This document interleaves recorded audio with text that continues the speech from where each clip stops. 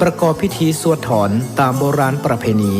9:30 นาทีร่วมฟังเวทีเสวนาธรรมพระสงฆ์กับการสื่อสารเล่าขานวิทยุท้องถิ่น10:30 นาทีพิธีเจริญพระพุทธมนต์สืบชะตาเพื่อความเป็นสิริมงคล11:29 นาทีพิธีเปิดป้ายสถานีวัดบรรพตสถิตอย่างเป็นทางการ12 นาฬิกาอิ่มบุญอิ่มต้องกับโรงทานอาหารเลิศรสจากญาติธรรม13 นาฬิการ่วมพิธีสามีจิกรรมสะเกล้าดำหัวพระสงฆ์ครูบาอาจารย์พระนักเผยแผ่จำนวน50รูป14 นาฬิกาพิเศษกิจกรรมจับสลากมอบของขวัญรางวัลแทนใจให้แก่ญาติโยมขอเชิญคณะศรัทธาท่านผู้ฟังร่วมเป็นเจ้าภาพปัจจัยถวายพระสงฆ์50รูปละ 1,500 บาทหรือตามเจตนาศรัทธาบริจาคได้ที่ธนาคารกรุงไทยสาขาลำปางชื่อบัญชีกองทุนสนับสนุนการเผยแผ่พระพุทธศาสนาวัดบรรพตสถิตเลขที่บัญชี503-3-15564-4สอบถามรายละเอียดเพิ่มเติมโทร086-586-7540หรือ0980052515 เมษายนนี้เฮามาห่วมสะเกล้าดำหัวร่วมสืบสารประเวณีปีใหม่เมืองณวัดบรรพตสถิตลำปางคลื่น106.50 เมกะเฮิรตซ์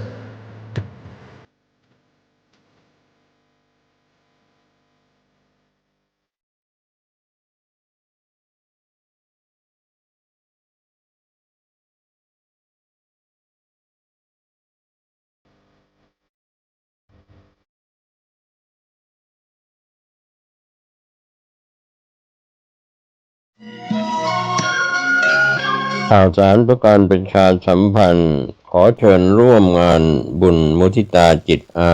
ยุวัฒนมงคลพระครูวินัยธรนันทวัฒน์อิสระยาโน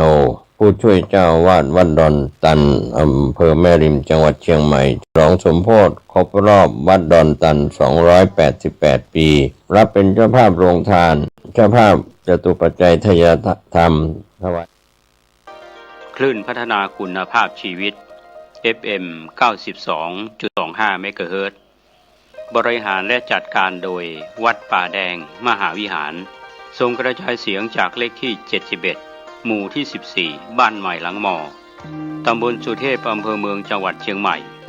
รหัสไปรษณีย์50200หมายเลขโทรศัพท์0818818569 052000636-7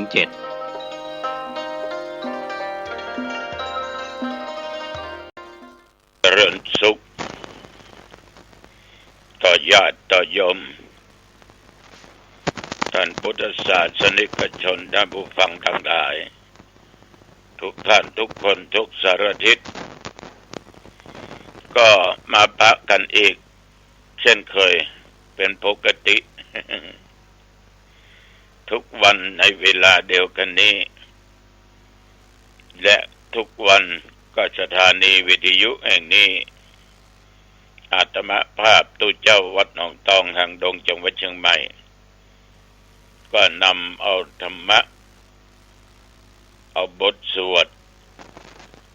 มาพบปะกับญาติกับโยมเพื่อเป็นมงคลต่อชีวิต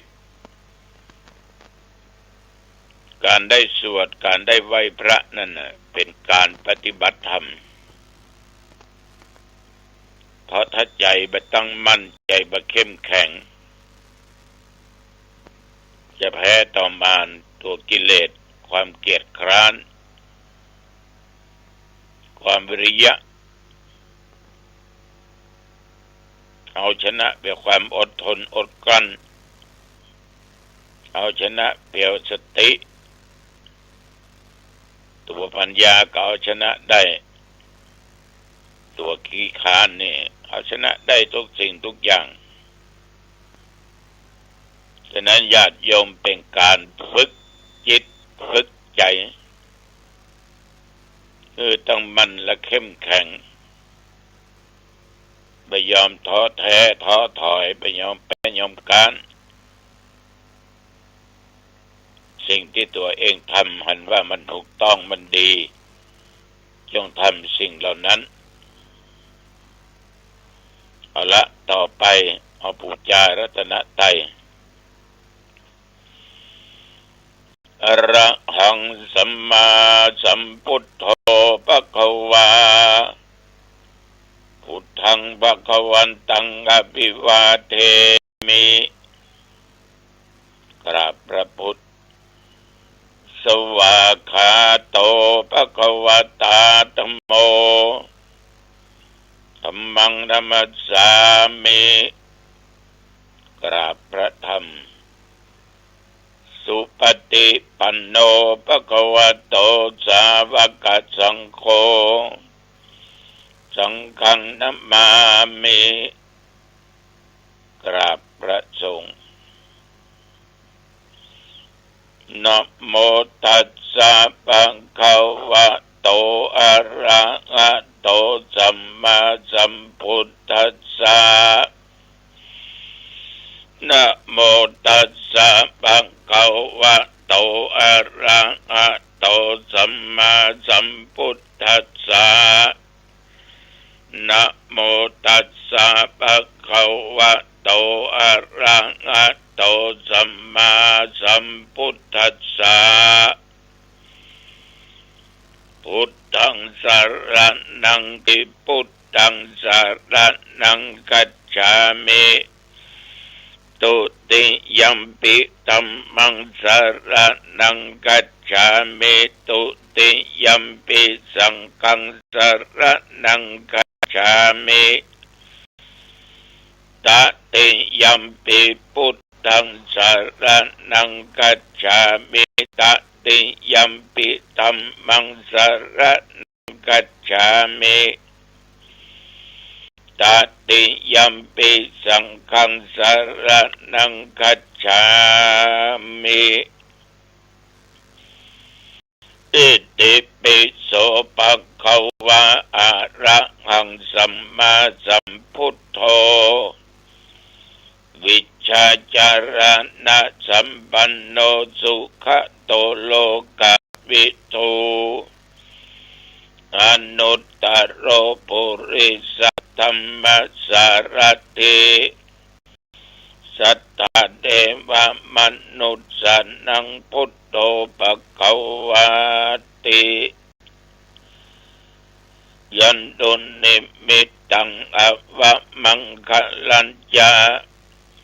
โยจะมนะโพสกุณัสสะสัทโธปะปะกังโอโตสุปินังอากันตัง